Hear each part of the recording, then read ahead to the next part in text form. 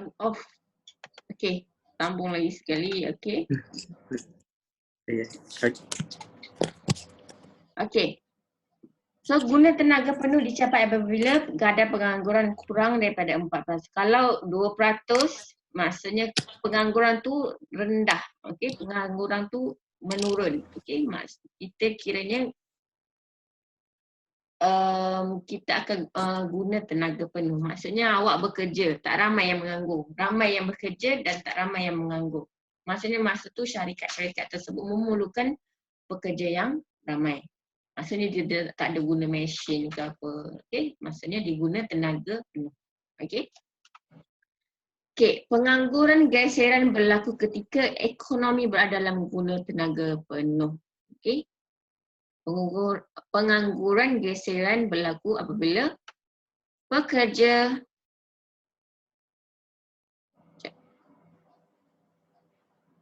begitu.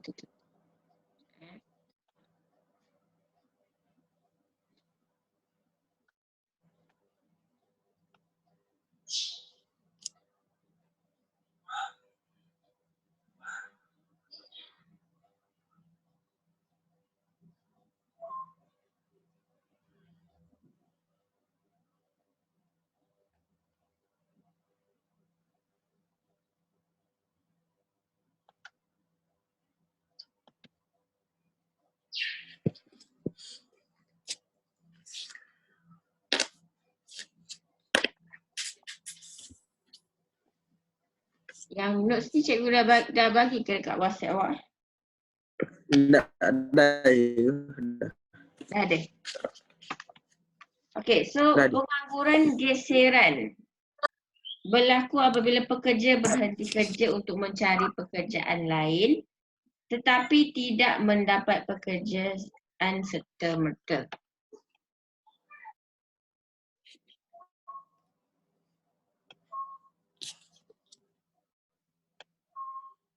Okey.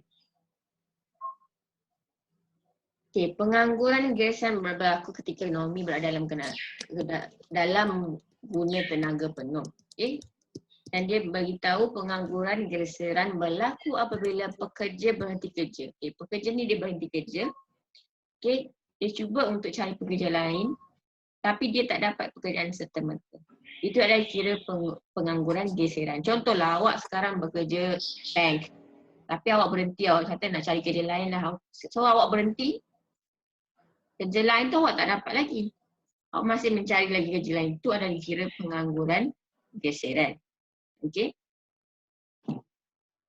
Okey, guna tenaga penuh membolehkan pekerja memperoleh pendapatan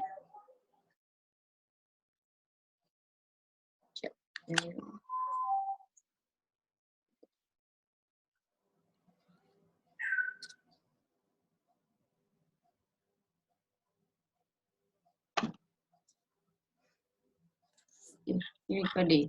Okey.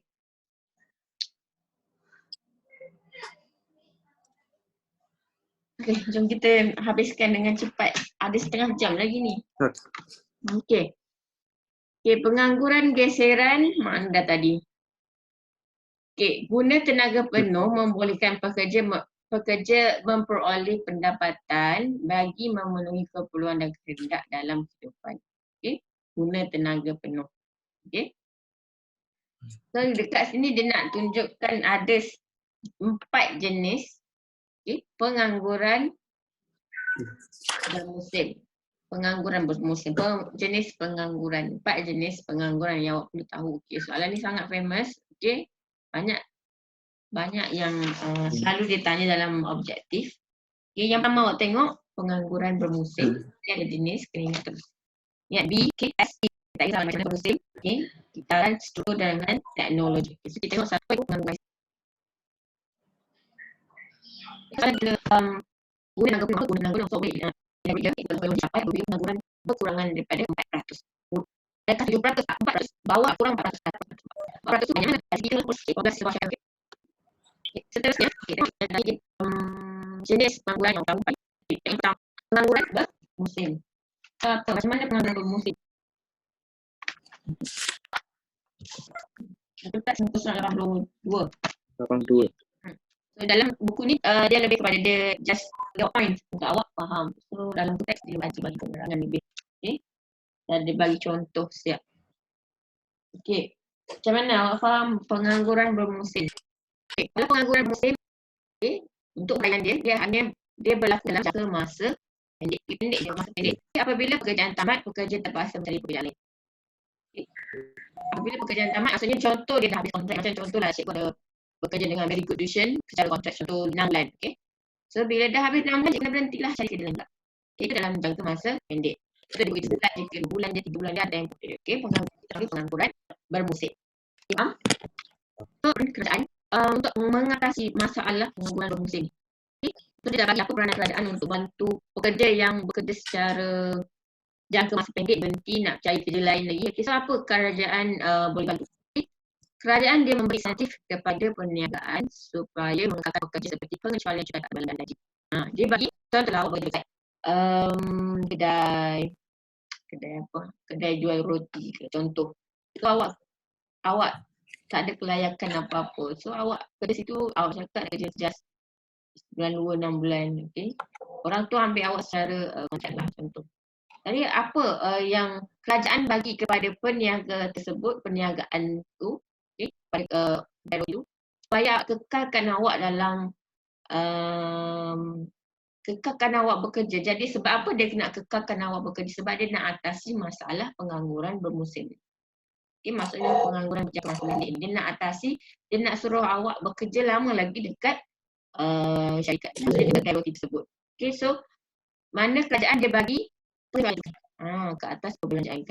Maksudnya dia tak perlu bayar cukai yang banyak untuk awak. So, sebenarnya pekerja ni, kalau pekerja permanent, okay, dia dapat banyak advantage sebenarnya daripada segi cuti tahunan. Okay, kalau pekerja sementara dia tak dapat cuti tahunan, kalau awak nak tahu, dia tak ada tahunan. Okay. Dia kalau cuti, dia kira cuti tanpa gaji lah. Kalau kerja, adalah gaji. Kalau tak kerja, tak ada gaji. Bagi untuk yang pekerja sementara ni. Okay. So bila macam mana nak kurangkan pengangguran bermusim tu? Nak kurangkan pengangguran bermusim tu, dia bagi insentif kepada peniaga ni supaya kekalkan pekerja tersebut, dia bagi pengecualian cukai. Mengalami inflasi yang teruk pada 2021 itu, so banyak syarikat terpaksa dibuang kerja. Okay. Sebab apa? Sebab adanya keadaan ekonomi meleset. Okay, tiba-tiba yang daripada SST kepada DSP kerja, ada perubahan dalam ekonomi. Okay, so kita ada cara ekonomi. Okay, so yang ingat bermusim jangka pendek, okay, pekerjaan tamat, so cari kerja lain. Okay, kalau pengangguran taran sebab ekonomi meleset. Okay, sebab ada masalah ekonomi meleset, syarikat tak dapat tanggung nak bayar gaji dia, syarikat tersebut berhentikan. Okay, so dia akan kehilangan pekerjaan sampai dia dapat pekerjaan baru. Okay, seterusnya apa peran kerajaan untuk atasi masalah pengangguran? Okay.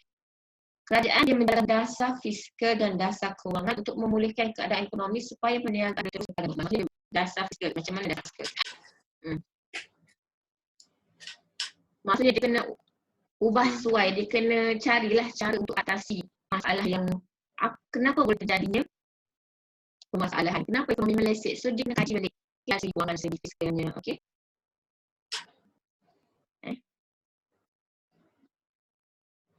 Okay, dasar fiskal itu dari segi apa? Dari segi perbelanjaan negara. Okay. Tengok adakah dari segi SST, ada dari segi GST yang boleh.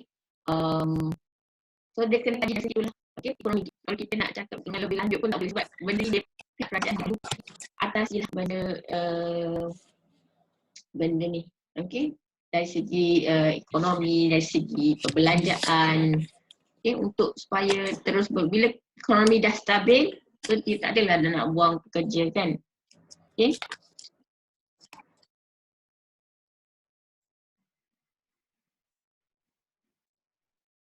Okay, next. Okay, apa yang awak tahu dasar fiskal tu? Dari segi apa? Okay, dasar fiskal dia dijalankan untuk apa? Dia bertujuan untuk mengutip hasil negara, okay, dan membelanjakan hasil tersebut untuk memaksimumkan ekonomi kebajikan ekonomi. Maksudnya contoh kerajaan sekarang dia ada bagi bantuan nasional tu kan untuk bantu kita punya penduduk sepanjang PKP. So itu adalah salah satu okay. Maksudnya dia dasar fiskal tu dia kutip hasil daripada apa negara yang dapat hasil daripada contoh pembangunan apa, dari segi situ hasil yang dia dapat dia akan membantu masyarakat. Okey. Itulah untuk pengangguran jalan dasar. Okay, mungkin tadi kita akan habiskan sampai pengangguran. Yang ketiga adalah pengangguran struktur. Okey, pengangguran bermusim dah, okey, kerja tamat terpaksa cari kerja lain. Okey, pengangguran kitaran sebab ekonomi meleset. Okey, pengangguran struktur dari segi apa? Berlaku disebabkan perubahan struktur industri secara keseluruhan. Industri tidak memerlukan kemahiran pekerja menyebabkan pekerja terpaksa diberhentikan. Okay, sebagai contoh, okay, awak buka syarikat awak bekerja dekat syarikat Proton lah contoh, okay, Proton. Okay, so sekarang Proton dah